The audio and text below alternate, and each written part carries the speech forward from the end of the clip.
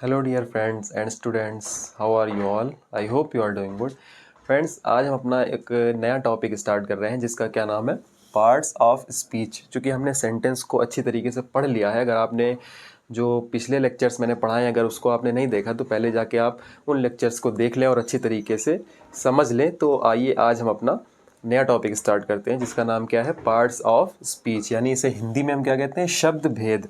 अगर इसे मैं थोड़ा सा और डिफ़ाइन करना चाहूँ, समझाना चाहूँ तो all the words which are used according to their work in a sentence. मतलब एक वाक्य में जब हम एक वाक्य बनाते हैं तो जो ऑल द वर्ड्स, सभी वर्ड्स होते हैं, उनका सभी सेंटेंस में जो अलग अलग काम होता है उसे ही हम क्या कहते हैं, पार्ट्स ऑफ स्पीच।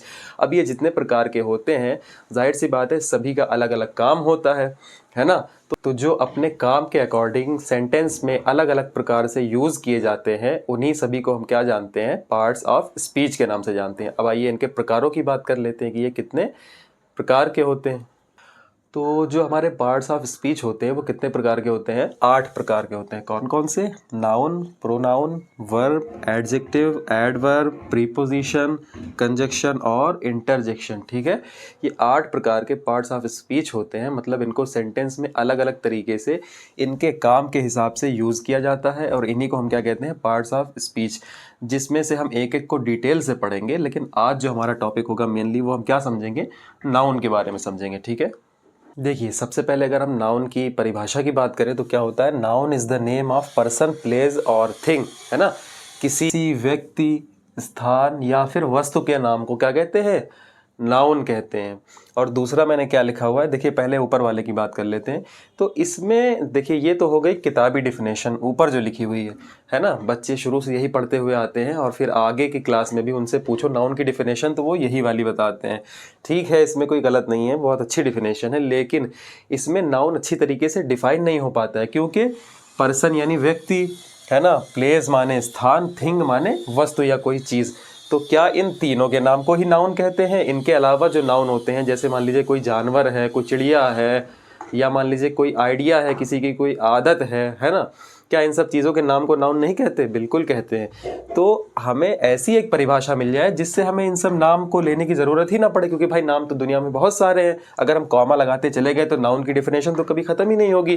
तो इसके लिए बेस्ट तरीका क्या होता है, दूसरी definition, noun is the name of anything. Anything मतलब कोई भी चीज़ हो, किसी भी चीज़ का जो नाम होता है दुनिया में वो क्या कहलाता है, नाउन कहलाता है। अब आप मुझे बताइए, क्या दुनिया में कोई ऐसी चीज़ बनी है जिसका कोई नाम ना हो?